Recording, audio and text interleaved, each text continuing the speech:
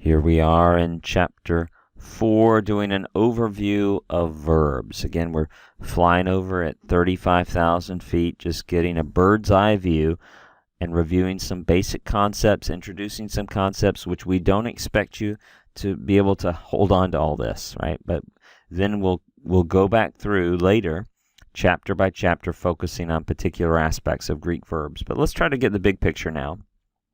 When you have a verb, you'll often talk about the verb being singular or plural and having a first, second, third person. That's just using clear terminology to say I'm speaking about the I form of the verb, the we form of the verb, the you form or the you plural form, the he, she, or it form or the they form. So for example, if I say I am, right, am in English is the first person singular, right? This is the person right here, first, second, third, and this is singular or plural, so this is considered the number of the verb, and this is considered the person of the verb. It's just so we don't have to say, oh, the they form of the verb, oh, the you form of the verb, oh, the we form of the verb. We can speak clearly and concisely and accurately by saying, oh, the first person singular form of the verb, oh, the third person plural form of the verb, right? Third person plural will be they. So we're familiarizing ourselves with the terminology, the person of the verb and the number of the verb. That just means who is doing it, right? Is it the I doing it, the you doing it, or the they doing it? When we talk about verbs, we also talk about something called voice, the voice of the verb, and that just means who's doing the action. Active voice, the subject is performing the action. So if I say, I hit the gorilla, right? Okay, I hit the gorilla. Right, I am the subject. Right, the subject here is doing the action. That's an active verb. In the passive voice, the subject is receiving the action. I am being hit by the gorilla. That would be dramatic. Some of you maybe you're a little frustrated with how much work it is to learn Greek. Perhaps you'll be able to enjoy thinking about me being hit by a gorilla. Perhaps that you would like that right now. I am being hit. So here's the subject is I, right? First person singular subject, right? First person singular. But now I'm not doing this action. I'm receiving it. So this is a passive verb, right? The passive verb is where the subject of the verb is receiving the action, whereas the active verb is where the subject is doing the action. And then in Greek, there's a middle voice, and it's a little bit hard for English speakers to fully understand. English speakers say, well, they often will grasp onto the idea of that's where you do it to yourself, right? I hit myself, right? I hit myself. And sometimes the middle voice can convey a reflexive idea, but it's actually quite rare. This is not a common use of the middle voice in Greek. More commonly, it has an idea of doing it for yourself or in your own interest or somehow affecting you in some way. I hit for myself. So it's where the middle voice both performs the action and is affected by the action in some way. It seems that maybe the best way to summarize the middle voice, because it's quite broad in its usage, is to say there's a high element of subject affectedness, that the subject of the activity is both doing the activity and affected by the activity. And there's in the last 20 years, there's come quite a bit more clarity in our understanding of the middle voice in Greek because of comparative linguistics, looking at other languages around the world, as well as just a lot of careful study by some very good scholars. So again, subject affectedness is the main category, the overarching category, but within that, I just want to look at a few common subcategories, and one of them is reciprocity, right? A verb of reciprocity is where two parties are involved and where the removal of one party would render the verb meaningless. Such verbs are commonly middle only, like verbs that only occur in the middle. For example, like dekomai means I receive. So you think about, here's somebody giving something to somebody else. They are receiving it. This verb cannot happen if you remove one of the parties, right? That's what a verb of reciprocity is. The verb cannot happen if one of two parties is removed, or answering, apokrinomai. You'll notice these middle only verbs, you've already seen this in your vocabulary last chapter, end in omai. That's a specific spelling on the end of the verb that marks for the native speaker subject involvement in a way they did not feel the need to mark other activities in that way. Also in Greek, verbs of movement are frequently middle only. Verbs of movement in which the subject is both acting and immediately affected by the action are often middle only. For example, erchomai, paruomai. Right? You can see if you're going somewhere, you're taking yourself there. You're doing the activity and you're also affected by it. Also, verbs of self-involvement, verbs of thinking, like intellectual activities. Think that's something you're doing, but you're also very intimately affected by it. Emotional states, deciding, like volitional activities, choosing, desiring, things like that. And examples of that would be logizomai, I consider or I reckon, right? That's a verb of intellectual activity. Or boulomai, I want, I wish, I desire. That's a volitional verb. So you'll begin to see, and I wish I had learned this when I began Greek. So you're really at an advantage to learn this rightly now. And 20 years ago, people were not writing very clearly about this, and was often misunderstood. So, but if you'll notice, whenever you run into a verb whose lexical form, whose dictionary form ends in omai, just pause and think about how is this verb subject affected. And these four main categories we're overviewing right now are going to be some of the most common ones.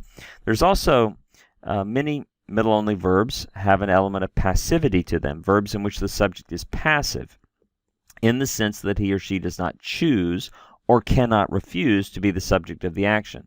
For example, genomai, I am or I become.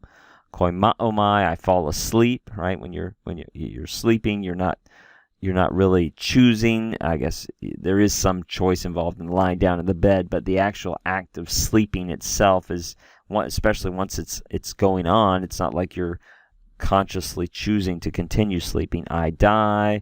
I am insane, right? These verbs, I die can also be a translation of the verb that's I fall asleep, right? Because that's a euphemistic or polite way of saying that someone has died. He's fallen asleep in the Lord, right? Is another word. So that also would be a verb of passivity. People generally not choosing to die, but that's an activity that they experience, but is not a result of their specific conscious choice.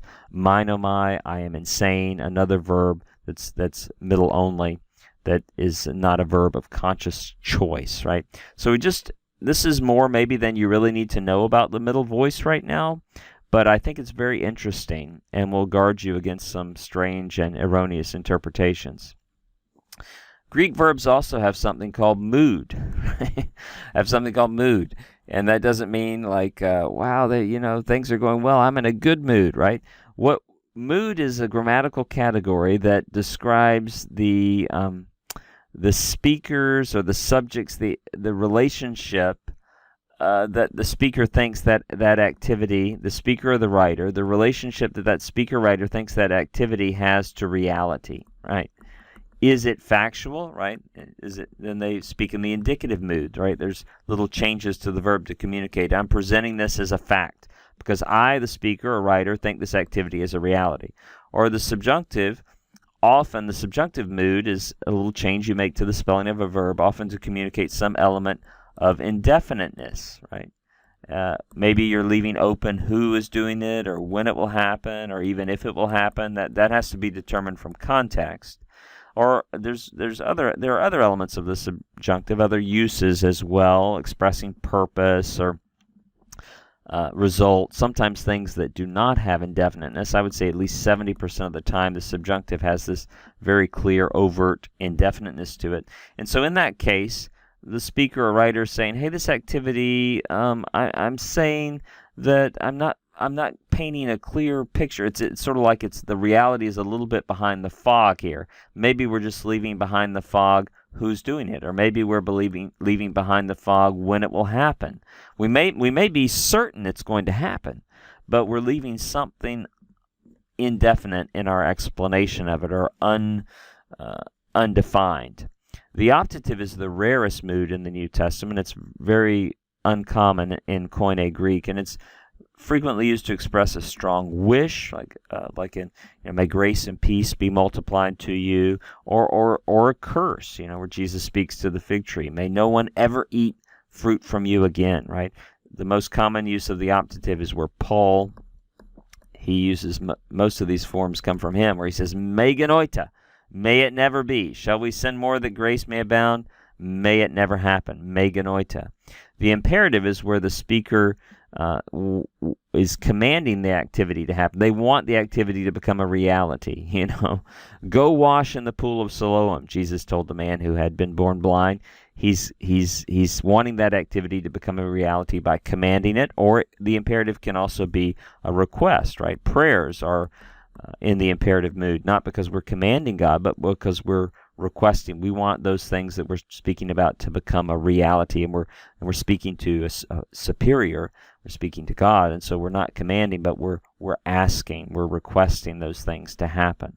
In Greek, there are 5 main tenses, right? 5 main tenses, and then there's a 6th tense that's quite uncommon, the pluperfect, right? So these are the tenses: the present, the imperfect, the future, the aorist, and the perfect. And you can see here's given kind of a little gloss, right? We realize this is not how it's always going to be translated, but a little definition that's very incomplete of how these might be translated. The luo, I am loosing; eluon, I was loosing; luso, I will loose; elusa, I loosed; leluka, I have loosed. You'll notice with these, the verb, you're adding stuff onto the beginning and the ending. Do you see that? There's stuff that sometimes is added to the beginning, and then there's different things that are added on to the end to let us know what tense we're dealing with, what the verb is communicating, and who is doing it, right? If you think about in English, we could write out a paradigm. I loose, you loose, he looses, we loose, y'all loose, they loose, right? The only place that verb changes in spelling is in the third singular. But Greek, when you write out that same paradigm, which we're going to learn soon, luo, lues, lue, luamen, lueta, lusen, you see that every single form is spelled differently. Students are groaning. Why is that? That's because this subject information is squished into the verb. It's squished in, right? You don't have to have the word I, you, he, we, we, y'all, they. You don't have to have those because that information is contained. It's a rather efficient way of communicating, actually, isn't it, to include that subject information in the verbal ending itself. But that also means it's maybe a little more difficult because you have to learn all those different endings. I want to just kind of draw out for you the Greek verbal system. And again, because there really are 5 main tenses, the pluperfect is a rare 6th tense. I'm going to focus on the 5 main tenses. And in English, we like to think about tense in terms of time, don't we? But we realize with Greek, time is very little. Time. And the big category is something called verbal aspect, right? How the speaker is choosing to present the action. This is the most prominent category in the Greek verbal system, is verbal aspect. And time is secondary in the indicative mood. When speakers are speaking as presenting something as a factual reality. Once you get outside the indicative mood, the time element, the objective time element in the verbal form disappears, and time is completely communicated by context, right? But we're English speakers, so we're going to think about the past, present, and future. Right? The past, the present, the future. Walked into a bar. It was tense. It was tense. Okay? So we look at this, and in Greek, you have, of the 5 main tenses, you have 1 present tense, and you have, we might say, 3 past tenses, so to speak, and 1 future tense. Now, again, these are, because time is secondary, these tenses can be used outside of the normal time frame reference. For example, the aorist tense communicates a past action. The aorist indicative communicates a past action 85% of the time, but that still leaves 15% that's not going to be past. So the aorist, the imperfect, and the perfect are 3 past tenses in Greek. The present tense is a present tense, and the future tense is the future, right? These are our 5 main tenses in Greek. But what's most important is how these actions are occurring, not the time. So the present tense presents an imperfective view of the aspect, an imperfective verbal aspect. The attention is on the unfolding of the activity without attention to the beginning or completion of it. The activity is depicted without attention to the beginning and ending as it's unfolding. And that's similar to the imperfect past tense, right? It's focusing on the unfolding of that activity, and it is not focusing on, commenting on, presenting the beginning and ending. That's called the imperfective aspect. So the present tense and the imperfect tense present the activity with imperfective aspect. One of them in the present time frame, right? And this is over-translating because we're not always going to translate it progressively like this, but just to try to bring this out. I am loosing versus I was loosing. You see that trying to convey, we're over-translating to try to convey that idea of progressivity, right? A progressive perspective. The aorist presents the action as a whole, including the beginning and ending and everything in between.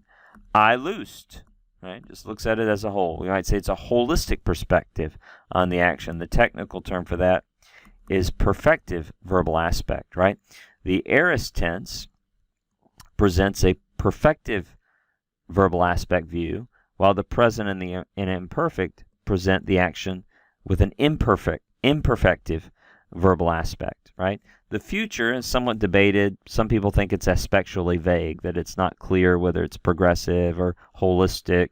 But I think probably the majority of scholars think that it presents the action holistically. Again, a perfective, what's technically called a perfective view of the action, a perfective verbal aspect. Or we want to be a little simpler, we could say it presents it as a holistic view like the aorist, just in the future. And then the perfect tense, the fifth tense we're going to talk about here, it says the action is completed in the past, right, but has an abiding result or relevance into the present time frame. So the action is done. It's not that the action, is continuing, but there's an ongoing relevance or state. So, for example, in 1 John, frequently the verb to be born, everyone who has been born, right, has been born, it is described with a perfect tense verb because it's an activity that's done. You are spiritually rebirthed. You are regenerated by God. And now there's an ongoing state, right? A state, so we call it a stative aspect. A state of being one who is born of God, a child of God, right? That's the stative aspect. So that's just a very broad overview, and we're obviously going to have chapters on each one of these tenses in the future. It's just to try to give you a big stroke, and I realize some of this is really overwhelming to some of you, some of this new terminology, like the language of imperfective and perfective and stative, but we will touch on those again. Do not worry, we will touch on those again when we go through those particular chapters. There is one paradigm you have to learn in this chapter. Yes, the paradigm of a me, and we will provide a song. Maybe some of you went to Vacation Bible School long ago and learned the B-I-B-L-E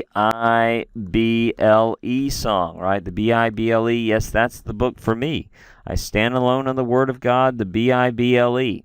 A-me, A-S-D, yes, that is Greek to me. I stand alone on the Word of God, Esmond, S to A-C. And we will have somebody who can actually sing on pitch and provide that song for you nearby. Now, I will note that in this paradigm, this final nu here is a movable nu, so that's why we can sing it SD and AC, because sometimes it does occur spelled this way, SD and AC, and it sings better, doesn't it, to end in a iota, A-me, A-S-D, yes, that is Greek to me. Stand alone on the Word of God, Esmond, S to A-C. Right? It sounds better to end in a vowel for singing, but it will frequently occur with this nu on the end as well. We'll see a lot of different Greek paradigms that have a nu like that. It's called a movable nu. A movable nu, which basically means it's a nu that may be there, may not, and does not affect meaning. You're like, how do I know whether it's there? Well, you see it on the word in front of you as you're reading the Greek New Testament. And you're like, well, why did the author choose it? Probably for euphonic purposes. You're like, what does that mean? That means he thought it sounded good. He thought it sounded good there. Eu is the little Greek particle that means good, and phone, means sound. So this is a word that's derived from the Greek meaning sounded good, right? So this paradigm would just be I am, right? A me, a estin or st, esmen, esta, ac or asin, right? A me, a estin, esmen, esta, asin, right? And the translation here, these words contain the person and number here. They contain the verbal form itself is distinct and conveys the idea of a we, a you, a they, right? So a me is translated I am. You do not have to have the pronoun ego there. You do not have to have the pronoun su with this word. You don't know those pronouns yet. But it's almost like we could squash that information into the word. Now, sometimes actually, I guess I should say frequently, the pronoun occurs. The explicit pronoun subject does frequently occur with this verb, apparently with no emphatic purposes with the verb a me. It's just a stylistic feature in Greek that the explicit pronoun will also frequently occur with the verb, but it's not needed. So a me by itself means I am. A means you are. Estin means he is. Esmond means we are. Esta means y'all are, right? We notice in y'all or you guys or youans, right? The second person plural has a distinct form. Formal English does not distinguish in spelling the singular and the plural, but regionally within the United States at least, there are all these regional plurals like y'all and you guys, and even in Indiana, youans, that where there's a need to be more explicit and specific that we're addressing a group. Well, Greek didn't have that confusing problem because it had a distinct second-person plural form. And then asin is they are. So the work is up to you now, right? To read the chapter, to learn this paradigm, to try to get a broad understanding of the Greek verbal system, and to anticipate the joys and wonders that await you as you read Greek verbs in the New Testament.